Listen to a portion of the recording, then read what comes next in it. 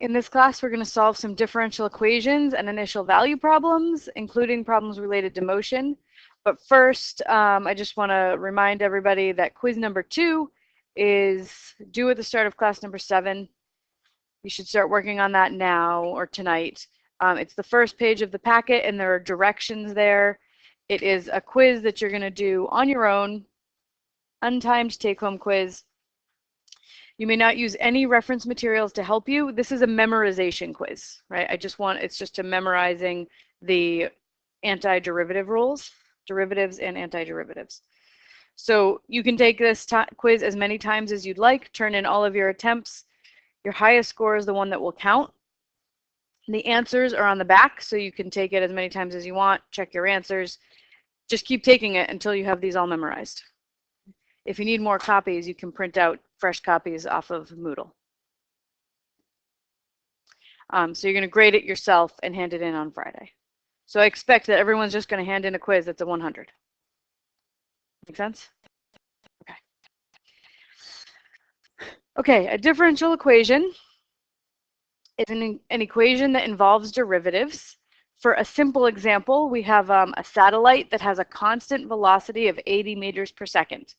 If you let S of t represent the position of the satellite, not the velocity, but the position, then you can write ds dt, the rate of change of position, which is velocity, ds dt equals 80. So the derivative of position is velocity, so that's constant, which is 80. They can get much more complex. For example, y double prime minus y prime minus 12y equals 0. So in English, that equation says we're looking for a function y such that the second derivative of the function minus the first derivative of the function minus 12 times the original function is 0. So any thoughts on a kind of function where you can add up its second derivative and its first derivative and itself are all like terms that you could add and get 0? 0, yeah, 0 is a solution to that function, to that differential equation. That's a good one. Anything else? So let's see, I'll write down y equals 0. That's good. Its second derivative is 0. Subtract its first derivative, which is 0. Minus 12 times 0 gives you 0. Any other kinds of functions whose derivative, second derivative, and the function itself would all be like terms that you can add together? Marcus, did you have an idea? Yeah, and exponential. Yeah, because exponentials, the derivatives will all be like terms. Yeah.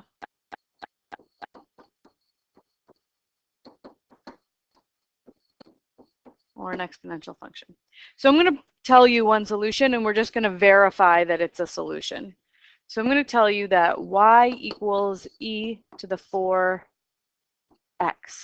is a solution to this differential equation. So I want to check that that's true by plugging into the equation.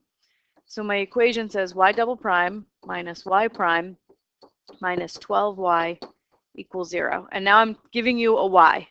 Y equals e to the 4x. So I'm going to replace the y over here with its formula, e to the 4x. So I'm plugging in here. I want to know, does the left side equal the right side if I use y equals e to the 4x? I still have to plug in y prime and y double prime based on the solution I told you. So if y is e to the 4x, what's y prime? Close. Times 4. Yeah. 4e to the 4x. And then y double prime would be the derivative of the derivative, 16e to the 4x. So I'm going to plug in y double prime and y prime here. So y double prime is 16e to the 4x minus y prime, which is 4e to the 4x. When you simplify the left-hand side of that equation, do you get 0? Yeah, they're all like terms. They're all e to the 4x's. And I have 16 minus 4 minus 12, which is 0 e to the 4x equals 0. That is true. So y equals e to the 4x is a solution. It is a function whose second derivative minus its first derivative minus 12 times the original does give you 0. Yes. Then it would not be a solution. Yeah.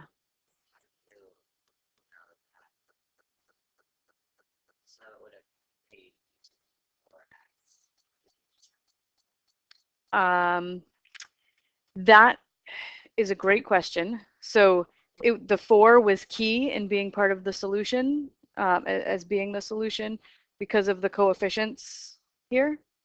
The way I determined that 4, you will learn how to do when you take a differential equations class. For right now, I just want you to be able to check if a function I give you is a solution to a differential equation. How to find it is beyond the scope of the class. Okay, so this is what I was just going to mention. There's a whole course on these differential equations. It is called Differential Equations. You'll probably take it a year from now, next spring, assuming you stay to do a whole degree here. But we're mostly going to stick with simpler differential equations that you can solve just using the basic antiderivative rules. So our differential equations are just going to have the form dy dx equals some stuff with x's in it, where this one had a bunch of y stuff in it. So solving a differential equation means finding a formula of the form y equals some stuff with x's in it. So here's a simple differential equation, dy dx equals cosine x minus 1. I want to find a solution, y equals some stuff with x's in it, so that the derivative of y, dy dx, is cosine x minus 1. So a function whose derivative is cosine x minus 1 would be, yeah, sine x minus x. And then you can always tack on a plus c, right? Because the derivative of the constant is 0. So there are a whole family of functions that are solutions to the differential equation. They differ by a plus c. They differ by a constant. So how are all the solutions related? They differ by a constant. And visually, that means they'd be vertical shifts of each other, if you were to graph them.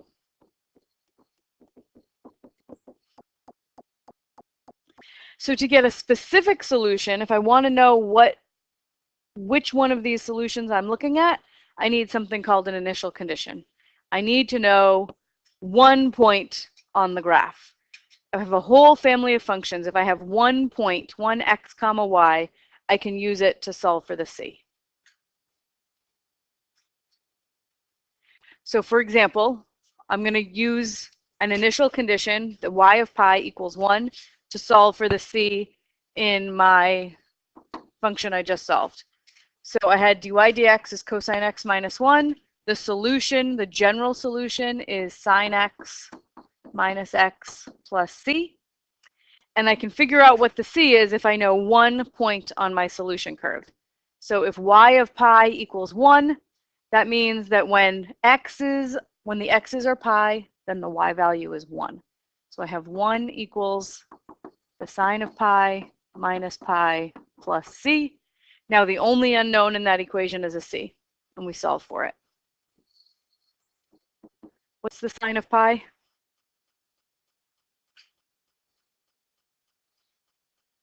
Zero, thank you. Right here, that's pi. The y coordinate is 0. So this is going to be 0 minus pi plus c. We solve for the c and we get 1 plus pi. That is not the answer. That is a piece of the function that is the answer. So it's super tempting to get there and circle it because you just have spent so much of your math lives solving for an unknown and circling it as the answer. It's really tempting. You need to remember to go back to your function, y equals sine x minus x and replace the c with the value you just found. That is the answer to your question. That is the function that satisfies the differential equation and the initial condition.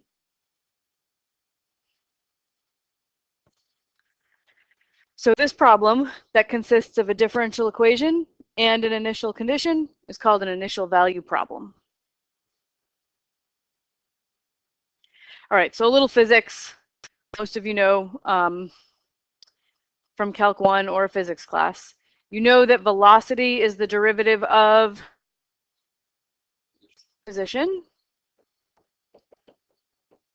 And also,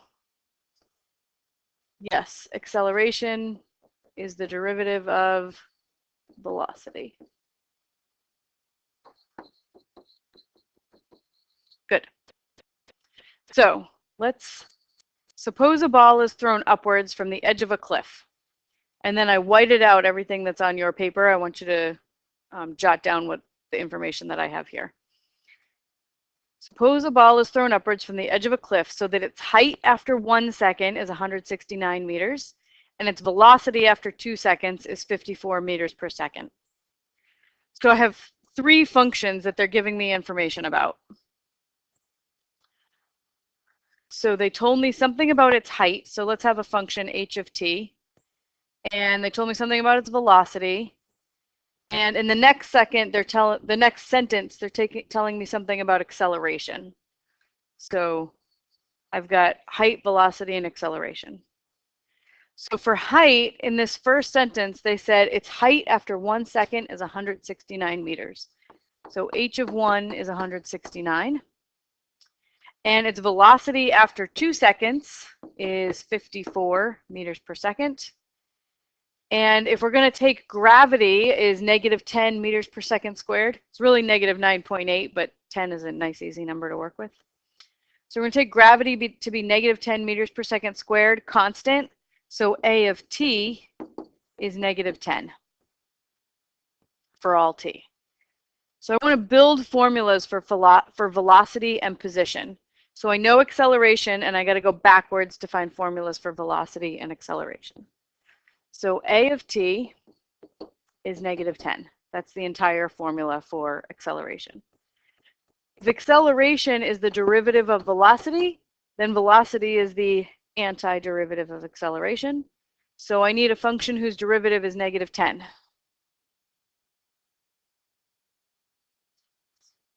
Negative 10, t is my independent variable in this problem, plus a constant, right? So the derivative of this function v of t I just wrote down is negative 10. The constant is determined by the initial condition I was given. V of 2 is 54. So if I put a 54 for v of t, that's negative 10 times 2 plus c.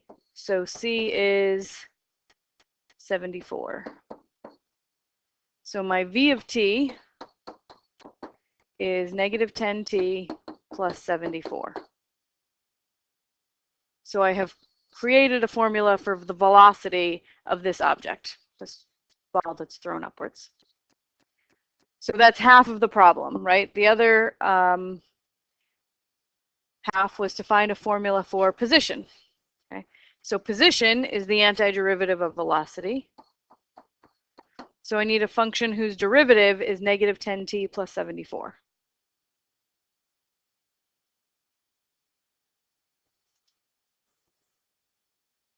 Anna?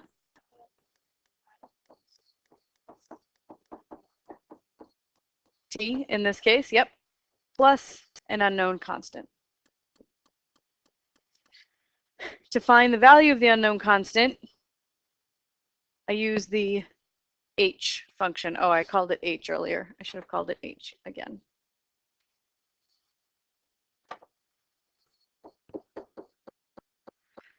So now I use the piece of information that they told me about height to solve for the unknown constant c. H of 1 is 169.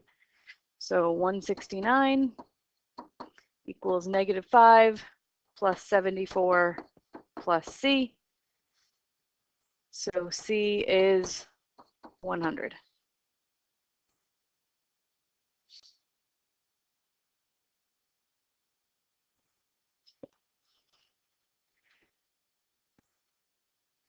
So my final equation for h of t is negative 5t squared plus 74t plus 100.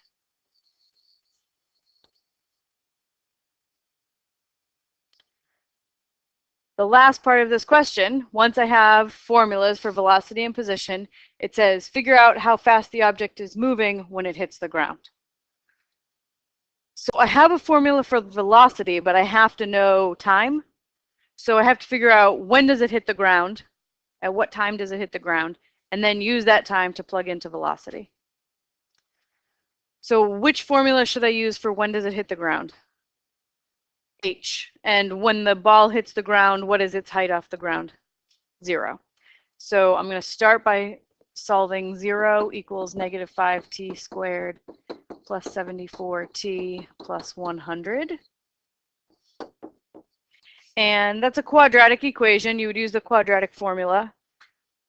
But this is a nice opportunity to show you Wolfram alpha if you haven't used it before. It can do like everything. So I want to solve the quadratic equation.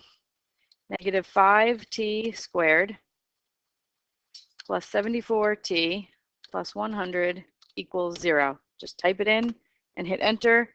If there's any kind of error in your syntax, it'll tell you, but this came out perfect. So let me just make it bigger.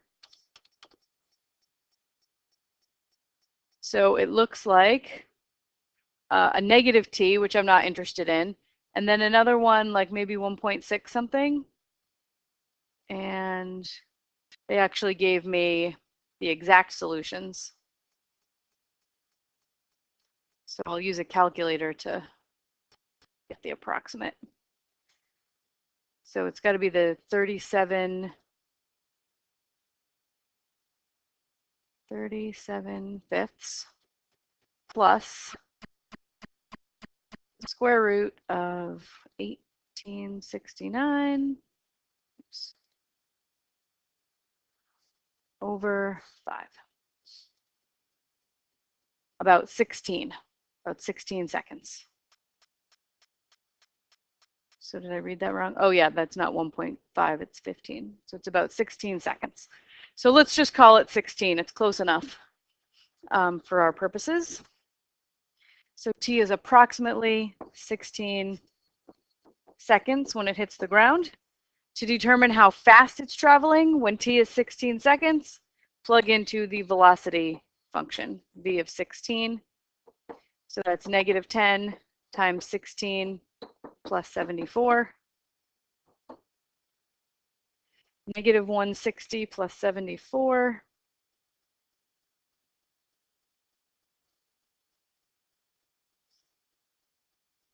Negative 86 meters per second. Why did that come out negative? Yep, because the ball was falling. Down is negative velocity, up is positive velocity.